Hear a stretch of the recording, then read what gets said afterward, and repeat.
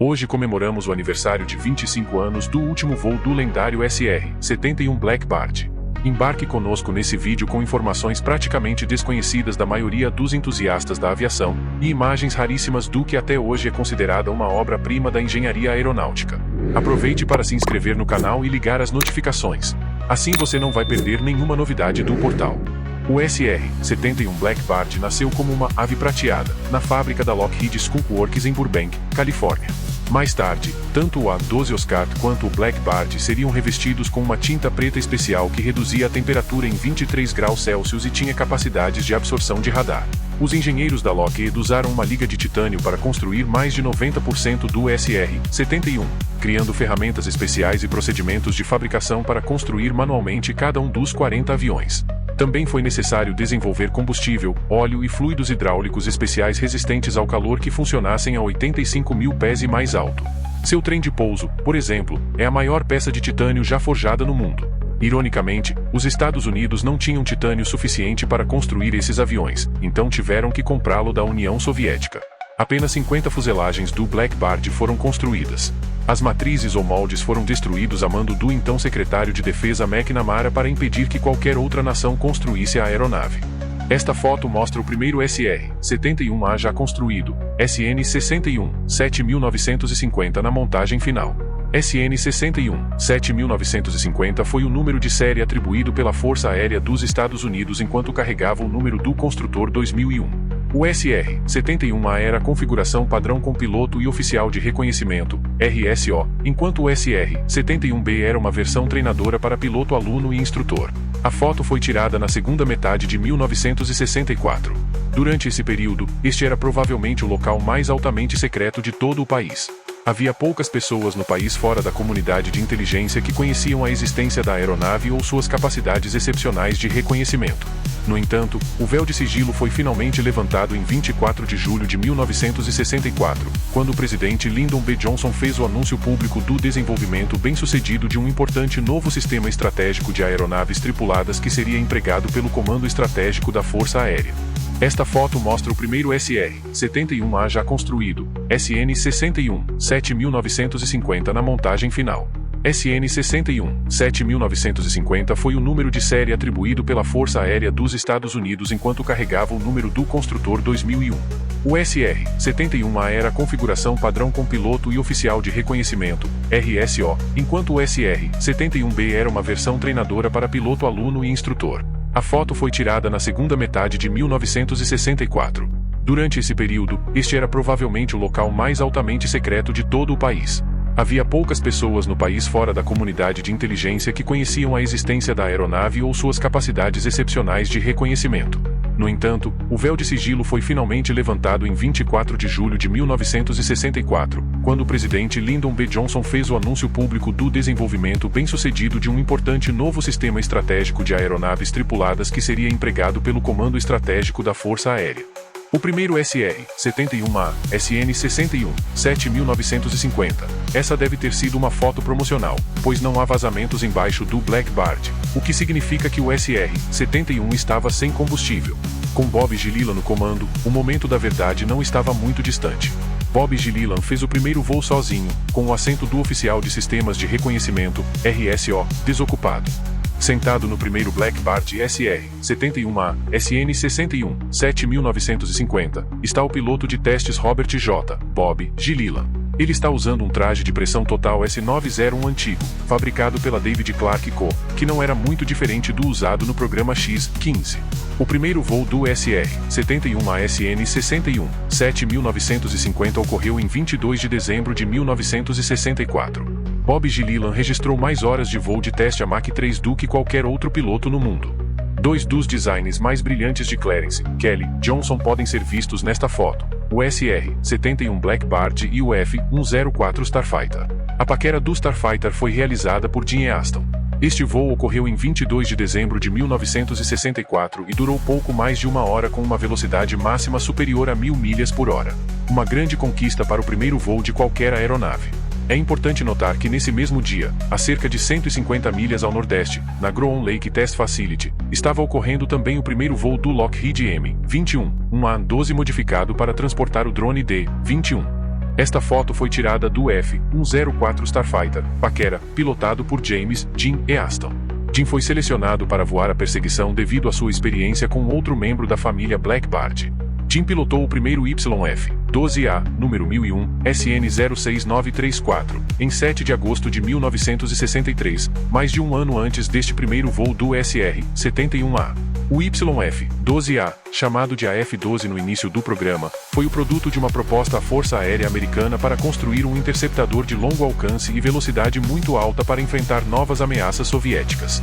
Aqui temos um registro do primeiro Blackbird SR-71A, SN61, 7950, pousando em Edwards, Califórnia, após seu primeiro voo bem-sucedido. A aeronave voou da Área 51 para a base aérea de Edwards para iniciar seu programa de testes de voo. Estes são os tristes restos do primeiro Blackbird. A aeronave estava sendo pilotada pelo piloto de testes da Lockheed, Art Peterson, quando saiu da pista durante testes de frenagem em pista molhada na base aérea de Edwards. Os pneus do trem de pouso estouraram e o incêndio resultante nas rodas de magnésio se espalhou para o resto do Blackbird quando saiu da pista. Este é o segundo Blackbird SR-71A construído sob o SN61, 7951. A aeronave é mostrada no hangar passando por manutenção. Ainda é possível ver outro Blackbird no fundo do hangar. Essa aeronave foi uma das 6 fuselagens usadas pela SR-71 Task Force e nunca foi usado para missões operacionais. Em 1971, foi emprestado ao Centro de Pesquisas Dryden da NASA para completar os testes do programa YF-12A, pois 2 dos 3 YF-12 já haviam sido perdidos em acidentes. Também conhecido por um tempo como YF-12CSN06937 e às vezes confundido com Oscar TA-12SN60, 6937. O segundo SR-71A, SN61, 7951, foi emprestado à NASA em 1971 para completar os testes do programa YF-12A. O primeiro YF-12A, SN60, 6934, fez seu voo inaugural em 7 de agosto de 1963. Foi seriamente danificado durante um acidente de pouso na Edwards AFB em 14 de agosto de 1966. A metade traseira foi posteriormente usada para construir o SR-71C, SN61, 7981, muitas vezes referido como o Bastardo. O terceiro YF-12A SN60, 6936 foi perdido em 24 de junho de 1971 em um acidente na base aérea de Edwards. O tenente-coronel Ronald J. Jack Layton, um dos pilotos de teste operacionais do A-12 Oscar e o operador de sistemas Major William A. Billy Curtis estavam se aproximando do padrão de tráfego quando ocorreu um incêndio devido a uma fratura na linha de combustível causada por fadiga do metal. As chamas rapidamente envolveram o lado direito da aeronave. Os 2 tripulantes ejetaram. O SN61, 7951 foi temporariamente redesignado como YF-12C e recebeu o SN06937 da NASA. Esse número foi escolhido por 2 motivos. A Força Aérea não queria que ninguém soubesse que a NASA possuía um SR-71 verdadeiro e criou a designação YF-12C para esconder o fato. Como os outros 3 YF-12 tinham os números de série 06934, 06935 e 06936, fazia sentido que a próxima aeronave da série fosse numerada 06937. Todo o programa A-12 foi secreto até 1982, e como ninguém saberia que havia outro número 06937, não haveria confusão. A aeronave está agora em exibição com seu antigo número em um museu na cidade de Tucson, Arizona. O SR-71A SN61, 7952 com marcações especiais usadas para determinar a velocidade da aeronave por meio de câmeras no solo. Infelizmente, esta aeronave não viveu muito tempo. Foi o primeiro SR-71 Blackbird a morrer em um trágico acidente. Foi perdido na terça-feira, 25 de janeiro de 1966, durante um voo de teste. O SN61, 7952 teve um desligamento do motor durante uma curva em velocidades acima de Mach 3.2 e se despedaçou. O piloto de testes da Lockheed, Bill Weaver, foi arremessado para fora e desmaiou durante o acidente, mas se recuperou e pousou no solo com segurança. Tragicamente, seu oficial de sistemas de reconhecimento, RSO, Jim Zayer, não sobreviveu. Quando seu capacete atingiu a corrente de ar de Mach 3, seu pescoço quebrou e ele morreu instantaneamente. Embora outros 3 homens tenham perdido a vida nos programas A-12 e MD-21, Jim Zayer foi a única fatalidade em qualquer SR-71. Deve-se notar que não foi uma ejeção. A aeronave literalmente se desintegrou em torno da tripulação. Com pedaços da fuselagem chovendo em sua propriedade, o dono do rancho Mitchell encontrou primeiro o corpo de Zaire. Ele então viu o paraquedas de Weaver e foi ajudá-lo. Mitchell levou Weaver para o hospital mais próximo no helicóptero do rancho. Weaver mais tarde contaria que, apesar de toda a dor que sentia, havia olhado para o indicador de velocidade do helicóptero e visto que ele se movia além da linha vermelha indicando velocidade não exceder, e pensou consigo mesmo: eu sobrevivi a uma quebra e uma ejeção em Mach 3, apenas para morrer em um acidente de helicóptero no caminho para o hospital. Aqui temos o SR-71A-SN-61, 7953 mostrando a cruz de referência branca típica na maioria das aeronaves de teste. Infelizmente, esta aeronave também não viveu muito tempo. Esta aeronave foi perdida em 18 de dezembro de 1969 após uma explosão em voo e subsequente perda de controle em alta velocidade. A aeronave estava programada para um voo de verificação funcional, FCF, pilotado pelo diretor da SR-71F, 12 Task Force, Coronel Joe Rogers, e seu operador de sistemas de reconhecimento, RSO, Major Gary H.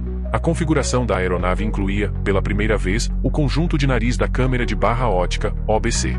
Ao acender o pós-combustor, a tripulação ouviu um forte estrondo e uma vibração de alta frequência, acompanhados de perda de potência e sérias dificuldades de controle. O piloto, suspeitando de possíveis paradas do compressor do motor, puxou os aceleradores para trás até que as vibrações cessaram e depois acionou novamente os pós-combustores. As vibrações começaram novamente e o nariz da aeronave começou a subir. À medida que a aeronave subia, Rogers percebeu que estava incontrolável. Joe disse: "Vamos", e eles ejetaram. O SN-61-7953 se desintegrou no ar perto de uma vila na Califórnia. Mais tarde, a comissão de investigação encontrou uma pista significativa. Quando o nariz do SN-61-7953 foi modificado para nova câmera de barra ótica, as linhas de pitota estáticas estavam no caminho.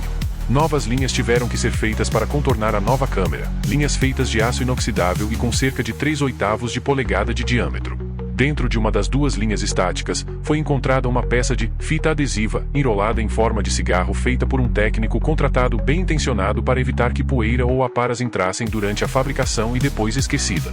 Isso impediu que os instrumentos mostrassem valores corretos em termos de velocidade e altitude, levando a uma configuração de potência errada dos motores. Esta é uma rara imagem do Black Bart SR-71A, SN-61, 7954, que foi construído como o quinto SR-71A.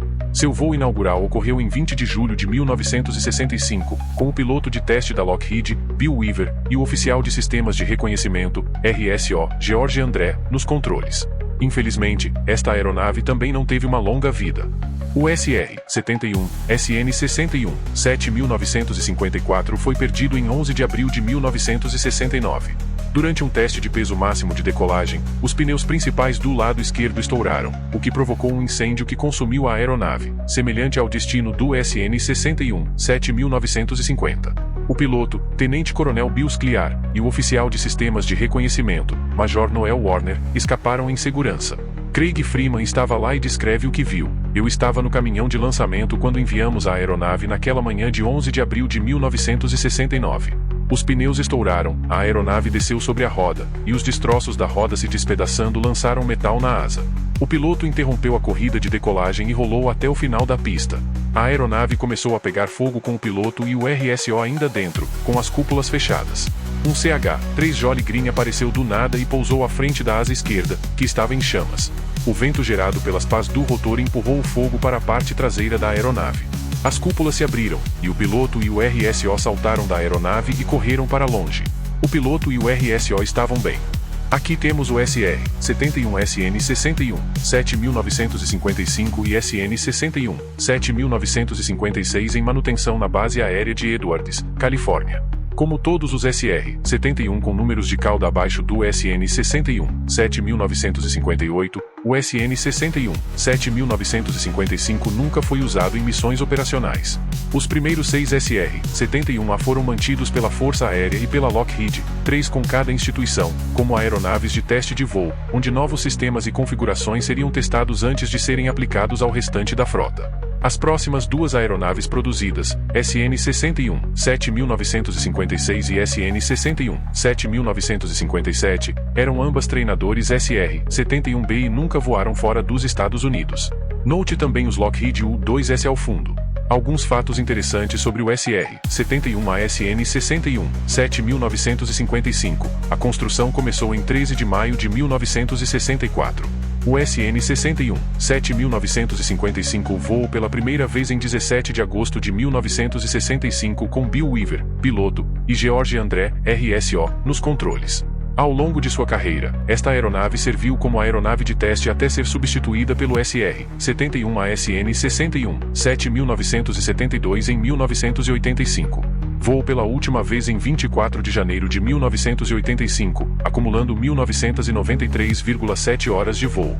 O SR-71ASN-61, 7.955 está em exibição no Museu do Centro de Testes de Voo da Força Aérea na Base Aérea de Edwards, Califórnia. Esta é uma imagem tirada no início de sua vida, com a citação de unidade excepcional acima de seu número de cauda. Isso foi antes de receber o logotipo Skunk.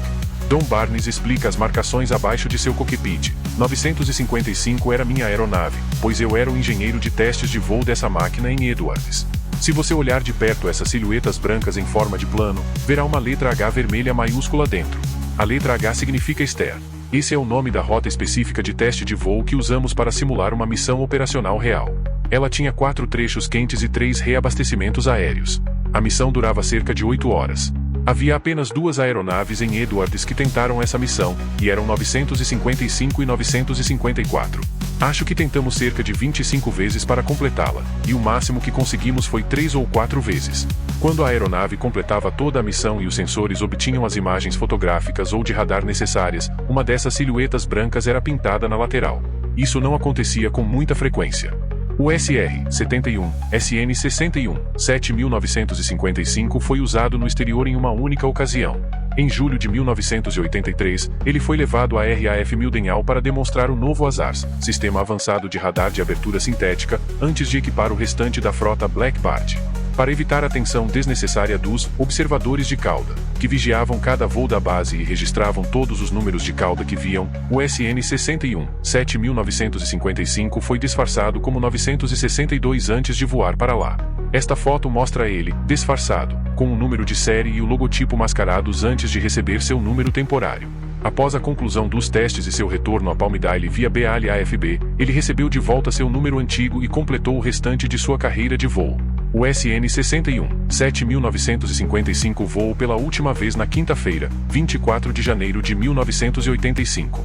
Naquela época, a Força Aérea Americana havia concluído que ele havia sido modificado tantas vezes que já não representava mais os SR-71 que estavam sendo voados em BAL.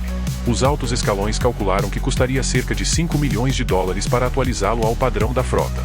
Apesar do que se ouve sobre os gastos com defesa e estouros de orçamento, a Força Aérea Americana decidiu que não valia a pena o custo de modificar a aeronave, e optou por pegar a próxima aeronave que seria enviada para manutenção nas instalações de Palmdale e torná-la a nova aeronave de teste das Convorques.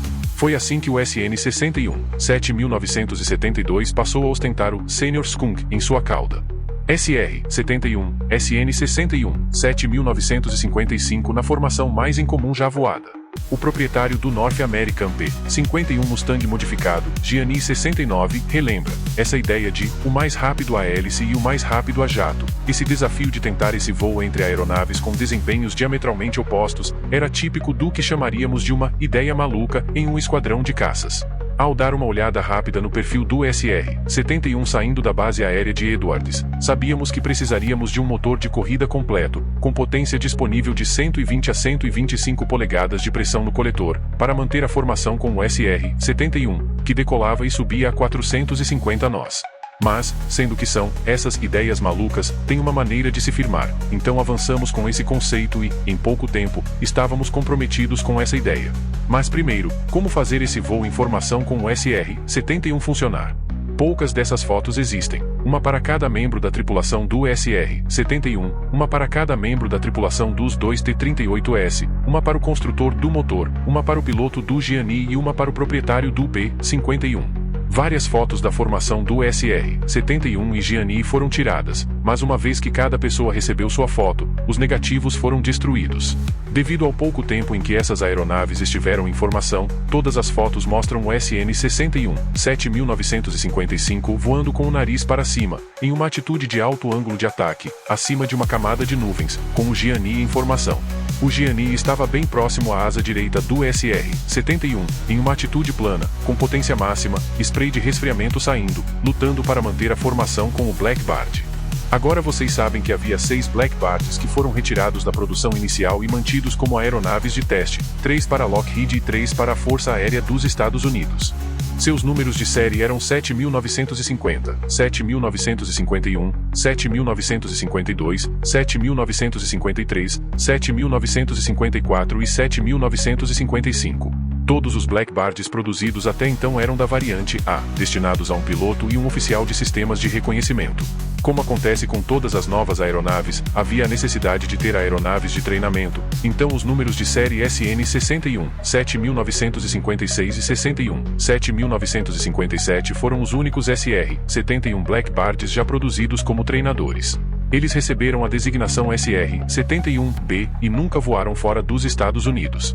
Esta rara foto foi tirada na fábrica da Lockheed Skunk Works em Burbank, Califórnia, em algum momento entre 18 de junho de 1964, início da produção do 956, e sua apresentação em 20 de maio de 1965.